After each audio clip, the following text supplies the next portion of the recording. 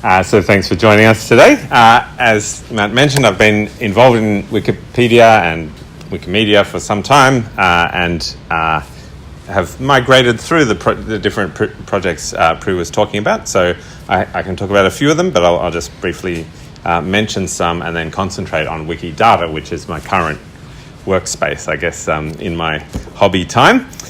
So that's me. There are some of my photos. I came first to the Wikimedia universe through photography. I was a hobbyist, nothing special, but just wanted to throw a few photos up online and get them used and get them seen. And so that was an easy entry port. There are lots of ways to get involved. If you are a writer or a photographer or a data nerd, any of those are great access points for Wikipedia. So I've got a few things to show you today. The status of linked open chemical data, because I'm a chemist, some of my hobby time goes towards chemistry. A multi-language syllabus, drawing live data from Wikidata. I'll show you why that's important and my initial attempts at it, along with a student. Tools for making existing knowledge and data accessible on Wikidata. What I'm really hoping is that some of you have some connection with data sets that you know about and that you understand, and that you would like to make somehow public or more usable or more accessible. There are easy ways to do that, to integrate it with Wikidata, and so I'm hoping to catch somebody's interest there. Finally, I'll talk about some current opportunities for Australia-related content, or at least some things that I'm trying to get up and get happening, so I'll also try and hook you on that one as well. So there's the Wikimedia universe, or at least a picture of it a while back. As we mentioned, there's a lot of projects here. Wiki Commons, Wikipedia, you've probably seen, but behind the scenes and probably the fastest growing is Wikidata, which is not even on that picture because I got the picture too long ago. The Wikidata has way outpaced Wikipedia, even though you can't see it. So Wikidata now contains many more than 50 million items compared to 8 or 10 for Wikipedia. So we're going to look behind and find out what's in there and what you can add to it, why that is rushing on so quickly.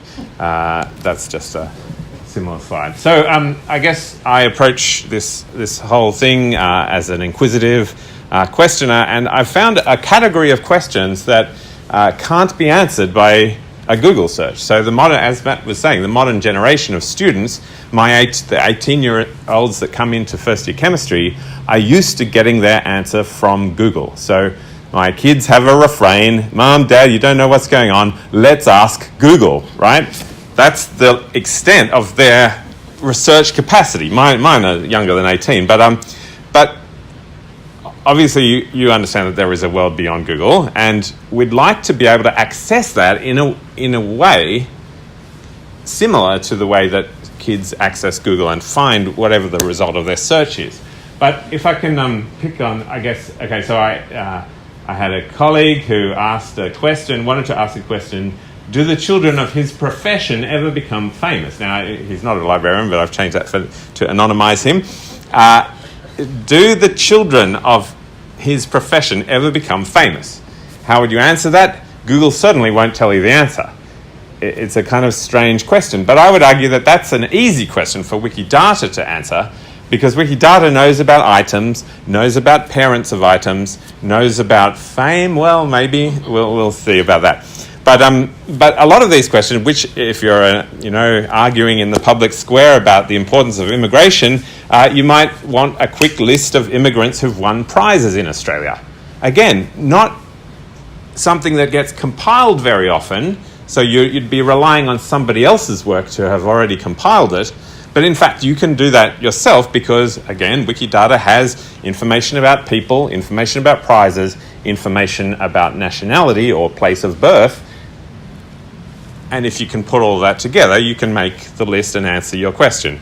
I won't go through all of these, but I'll show you some examples in a second. So linked open data, I think many of you know more about this than me, but I'll give a brief overview just to see why it's important and why that works so well in the wiki world.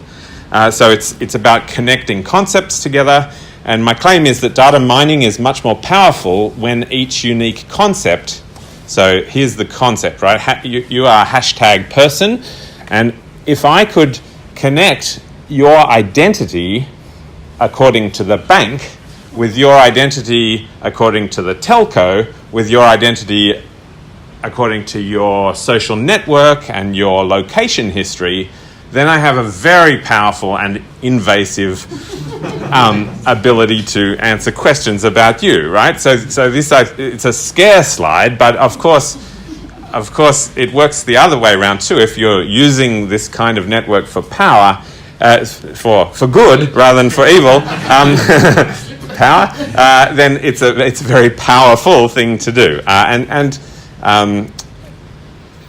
you can see that those are quite disparate things. Financial transactions are not very similar to a family tree and would not normally be in the same database together. So what's useful here is if you have knowledge domains that are so far apart but can connect the same item in all of those domains, then you have the spanning power. And Wikimedia is a great place to do that because the concepts, it is such a general domain thing. People write about everything on Wikipedia, and so you'll have many of these domains already covered and already connected. So I'll show you how that works in a sec. Here's an example. If you have a question, I'm a scientist, is your publication record, scientists care about their publication record, is it determined by your beauty? That's my question. And to start, I've got an example of something which clearly is determined by your beauty. The Hollywood movie industry. So we'll take an example from Hollywood and then apply the exact same query to records about scientists in the published literature. So here's how the thing works. We need to connect which actors are in which movies. We need to know when the movie was published or filmed or something. And we need the date of birth of that actor, because that way we can take the difference between the date of birth and the date of the movie and find out what age were they at, which is my proxy for beauty. So we'll see this. I'll prove it to you in a second. I'll prove this to you in a second. So then we can combine a query to just plot something like, at what age were people in movies? And we'll do that by gender to show you something extra. So there you go. At the actor age at film publication, this is a distribution across many, many movies, right? Many, many actors, many, many movies. In fact, to get this, I have to chop the query because it takes too long. But anyway, here we go. And so the male and female distributions, you can see, are substantially different. I'm not getting into a gender war here, but I would argue that this shows very clearly that our assumption, right? Our assumption was that Hollywood was governed by beauty. We're going to test this same thing, look for this same distribution in your publication record. So we'll try the same thing again. I know I'm stepping on all kinds of toes here. But we'll do the same thing with publications, authors, and dates of birth. And here we go. I run this for science, and I find a much more fair distribution. Okay, you can certainly argue about the biases in science, men, women, but at least there's no big age discrimination going on here. So we're getting there. I'll point out... Oh, no, sorry, I didn't mean to do that. There we go, it is risky, you're right, Matt. So I'll point out one data point on here. This guy is a colleague of mine, and he published, he's 92 years old, and I think he is the top guy in this histogram that I found. So he's doing well, and recently learned to use a new equation editor because his old Microsoft wasn't working. And I said to him, do you want to just freeze your version and stick with the old one? Nope, he's up for learning something completely new at age of 92. So there's an inspiration for you. Okay, so we're going to try and do similar in the world of science. We want to connect hashtag particular molecule to all of the different databases which store information about molecules. Again, this may not seem diverse to you, but for us, these are very different databases and you would not have the same information in both of those databases. So again, we need some kind of identifier or common set of identifiers that identifies this molecule and then matches up where it can be found in many of these different databases. So this is a much broader concept than chemistry databases, but in general, there's a trend toward linked open data on the net and a whole series of protocols to make sure that your data talks well with other people's data. And so the linked open data cloud is becoming bigger by the day. Wikidata has a very key piece of this. I think it's not on the diagram, but I think it's a very key piece of that network. So in terms of coverage in chemistry, coverage is currently sparse, and there's an importance bias, which is not a bad thing, but so we're biased toward the important molecules, I would argue. And so this is work a student did to just survey the field, how chemistry is going at representing stuff. In terms of the total chemical space, we're tiny, but in some important databases, we have coverage that's almost complete, and so we're on the way there. I'll show you an example of how that can be used. So a multi-language syllabus drawing live data from Wikidata. The reason this works is that this is a Wikidata page for periodic trends, and if you had and the points Prue made about Wikipedia being inherently multilingual, well, Wikidata is certainly multilingual too, and so we can cover all of the topics that are important to us because they're all somewhere in Wikidata, but we can also cover them in a multilingual way. So some concept names, if you were just getting a name and getting Google to translate that name, you take periodic trends and you could change it into Chinese. You may well have something about menstruation or something. I'd like the scientific meaning of periodic trends to be translated when my students search for it. This matters. This matters because in my cohort, Chemistry 1001, we have only 50% of students speak English as their main language at home. And so I'd love them to be able to learn. I mean, we're going to teach in English, but I'd love them to be able to learn in their own language, at least if I can give a syllabus that can be translated into their own language. That is ideal. And so you notice this web page is a dynamic page drawing on the other language versions for each. We've gone through and tagged every item in our syllabus according to the concept it represents rather than the words describing the concept. So each one of these is actually drawing data from Wikidata, and I can change to German simply. It'll leave something in English if it doesn't have a German translation, but the point is we can fairly quickly leverage Wikidata, and if Wikidata ever improves, this syllabus will also improve on the way. So let's keep going. As I said, I'm keen to help you make existing knowledge and data available on Wikidata. I try to do this myself quite rapidly. That is, I employ lots of software tools to do that. So if I'm uploading 100,000 images, I'm not going to do that manually. If I'm updating the GPS position of 100,000 places in Australia, I can't do that manually. So there are a number of tools. I'll just point you to these because we don't have time to talk about them, but there are a number of tools that can take your data and regularize it into the language that Wikidata needs, and then basically enable you to share your information with this massive network that already exists and can then just balloon in terms of both usage and general productivity, if I can put it that way. So here's an example that I've been working on since I last presented this talk. So I last presented this talk to try and challenge people to expand legal information. I put a question up at the start of the talk. Does a judge's gender correlate with the severity of the sentence? Right? There's a fair question, and it would be nice if somebody could answer that quickly. Google is not going to answer that very well.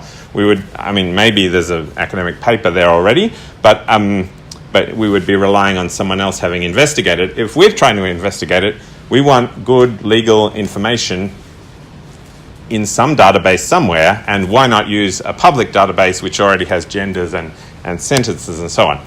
So this question suits the approach, but legal items currently are nowhere near able to do this. So most Australian legal cases or legal laws or anything had almost no information about them. We have two identifiers from public databases in Wikidata, but they were hardly populated at all. So I had a go, and we're starting with legislation and amendments. So not cases, but legislation and amendments. And so I'll show you a picture of a query I ran about, this is every item of legislation that's ever been passed, federal legislation ever been passed in Australia, coloured according to the responsible department.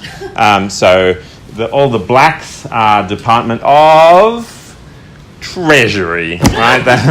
It turns out we legislate an awful lot about money, and the connections are which laws repeal other laws and things like that. So which laws are related to each other in some way. That query is now a query from Wikidata after all the info was just dumped in Wikidata. So I'm not expecting you to get much out of the picture, but the point is we can get something out of the data once it's available and usable. There's certainly lots of good querying tools built into Wikidata.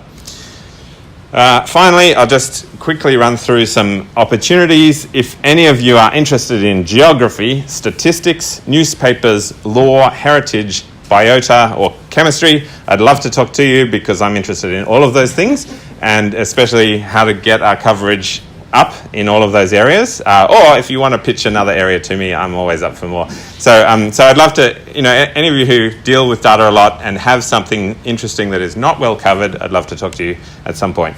There's some efforts recently in geography. Anyone guess what that map is about? Map of Sydney, but what's it coloured according to? Population. No, it's a type of population, a subcategory of the population.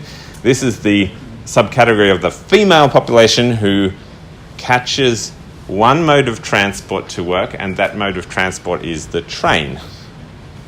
So you might have been able to see that. You wouldn't have guessed it, but you might have been able to see that. Now that I tell you that, you might be able to see the train lines. And there you go. That's Census 2011.